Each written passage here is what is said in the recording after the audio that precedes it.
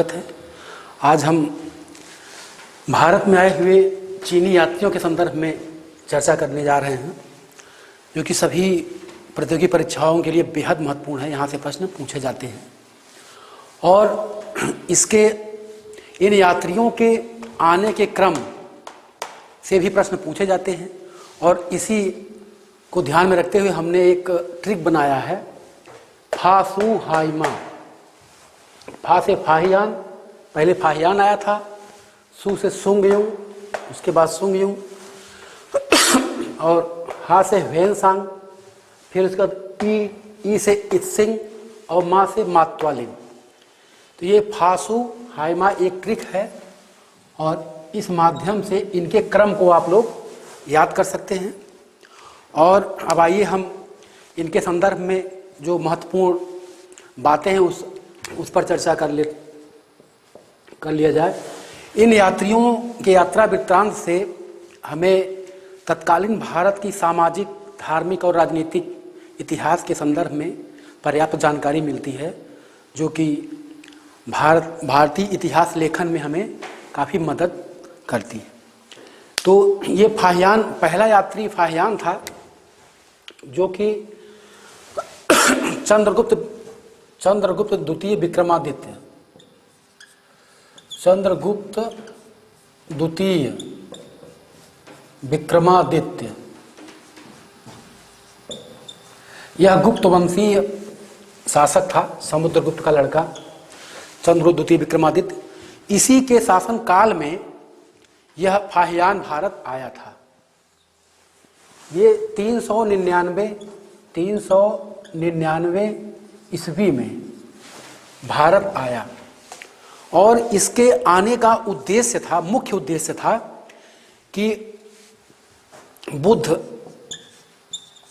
बुद्ध जी जो बौद्ध धर्म के संस्थापक थे, उनके जीवन के संदर्भ में या संदर्भ में जो जितने स्थल थे उन स्थानों का दर्शन करना और यहाँ के जो बौद्ध धर्म से संबंधित जितनी पुस्तकें हैं, ग्रंथ हैं, उनका अध्ययन करना, इसका मुख्य उद्देश्य था। लेकिन जब यहाँ पे आता है ये, तो यहाँ की सामाजिक और धार्मिक दशा के बारे में वर्णन करता है और यह जो है मध्य देश का, भारत में मध्य देश का वर्णन सर्वाधिक करता है। मध्य देश। लेकिन सबसे महत्वपूर्ण बात यह है कि इसने चंद्रगुप्त द्वितीय के बारे में वर्णन नहीं किया है। इसके यात्रा वृत्तांत में जो कि फो क्यों की इसका ये यात्रा वृत्तांत है, ये पुस्तक है, इसमें चंद्रगुप्त द्वितीय विक्रमादित्य के बारे में बिल्कुल भी जानकारी नहीं मिलती है। तो ये तत्कालीन सामाजिक, आर्थिक, धार्मिक दशा के बारे में वर्णन करता है और विशेष करके मध्य देश के बारे में। और उसके बाद ये जो है 414 में ये वापस चला जाता है, 414 ईस्वी में वापस चीन चला जाता है। और यहाँ से इसके संदर्भ में एक प्रश्न और आता है कि यह किस मार्ग से आया था और किस मार्ग से गया था। तो यह जो है स्थलीय मार्ग से आया था, स्थलीय मार्ग से आया था और जल मार्ग से वापस गया है, जल मार्ग से वापस गया है। तो आने का जो मार्ग है ये सिल्क रूट होते हुए, उधर मध्य एशिया का सिल्क रूट होते हुए ये जो भारत के पश्चिमी, तत्कालीन भारत के पश्चिमोत्तर प्रांत में, अर्थात वर्तमान में पाकिस्तान में जो दर्रे हैं वहीं से प्रवेश करता है ये। उसके बाद ये जो है पूरे भारत का भ्रमण करता है और जाने के क्रम में यह ताम्रलिप्ति, वर्तमान में जो ताम्रलिप्ति बंदरगाह है, ये पश्चिम बंगाल और बांग्लादेश के मध्य, वहीं से होकर जलमार्ग से ये चीन वापस चला जाता है। तो इसके विषय में यही महत्वपूर्ण तथ्य हैं। अब आइए हम सुंगयुं के बारे में थोड़ा सा जान लेते हैं। सुंगयुं जो कि 518 ईस्वी में ये आए थे। ये जो है 518 ईस्वी में भारत आए थे और 3 वर्षों तक भारत में भ्रमण किया और इन्होंने बौद्ध धर्म से संबंधित ग्रंथों की प्रतियां एकत्रित की और ये 3 वर्ष के बाद वापस चले गए। इसके बाद हम ये ह्वेनसांग के बारे में हम जान लेते हैं। ह्वेनसांग जो कि हर्षवर्धन के काल में भारत आए थे। ये हर्षवर्धन के काल में भारत आए थे। ये 629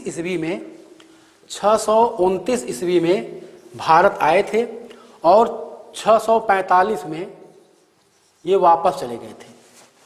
इनका भी मूल उद्देश्य था कि बुद्ध से संबंधित, उनके जीवन से संबंधित जितने भी स्थल हैं उनका दर्शन करना और साथ ही साथ बौद्ध ग्रंथों का भी अध्ययन करना।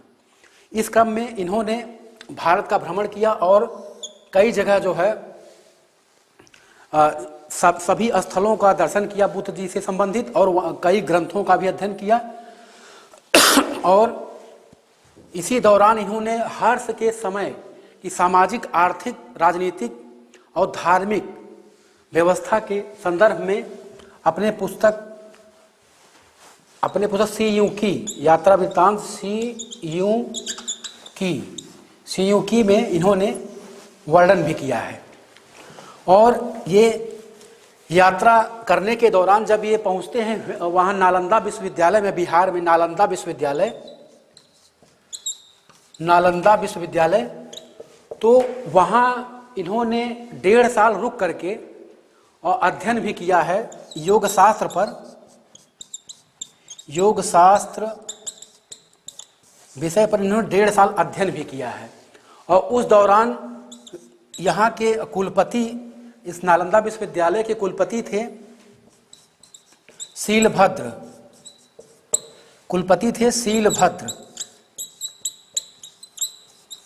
जिन्होंने इनका शास्त्रार्थ के बाद जो है मौखिक परीक्षा लेने के बाद इनका एडमिशन लिया था। तो ये महत्वपूर्ण बातें हो गई ह्वेनसांग के संदर्भ में। अब आइए हम थोड़ा सा जान लेते हैं इत्सिंग के बारे में, जो कि ह्वेनसांग के बाद ये भारत आते हैं। 671-72 में ये भारत पहुंच जाते हैं। उसके बाद कई जगह जो है ये भारत में भ्रमण करते हैं और